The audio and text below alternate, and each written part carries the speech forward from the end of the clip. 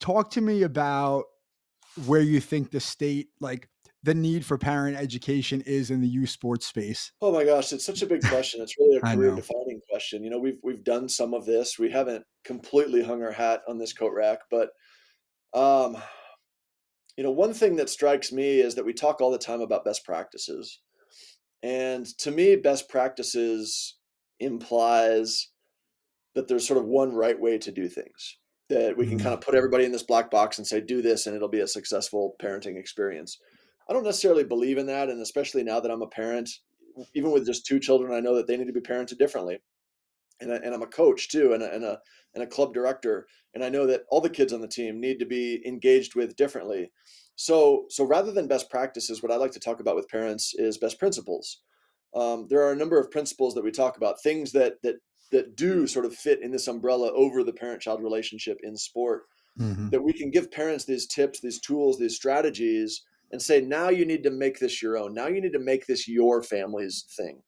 And I think when parents can do that, when they can understand what the science says, understand what practitioners would offer, and then kind of make it their own, right? But not subscribe blindly to someone else's philosophy, then we're Mhm. in a good place. So they have their lighthouse, their North Star, right? Their sort of compass, if you will. Mhm.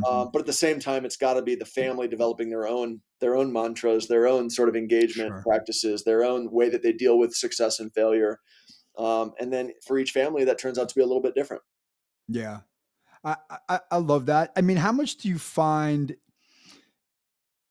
citing the evidence or citing some bigger authority helps in communicating that message, right? It becomes less, I would imagine it becomes less personal and it becomes more objective for them, right? They're Yep, not taking it as a criticism. They're looking at it objectively and saying, hey, what can I do with this information versus you're telling me what to do. that's right.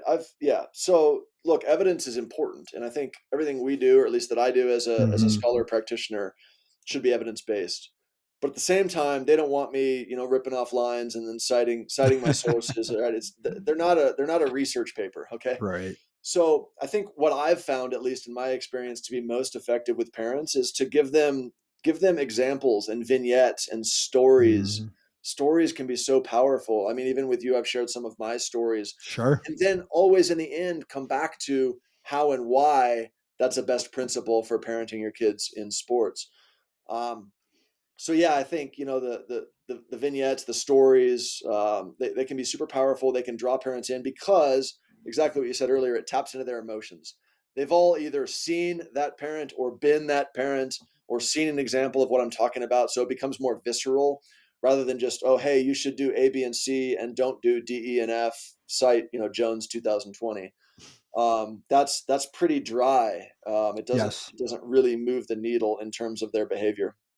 Yeah. Well, right. And that's one of the challenges we face as practitioners, right? Is that fine line of taking what tends to be wonky talk sometimes and making it plain English for the people that we're serving, whether it's a young athlete, a parent, a coach, whoever.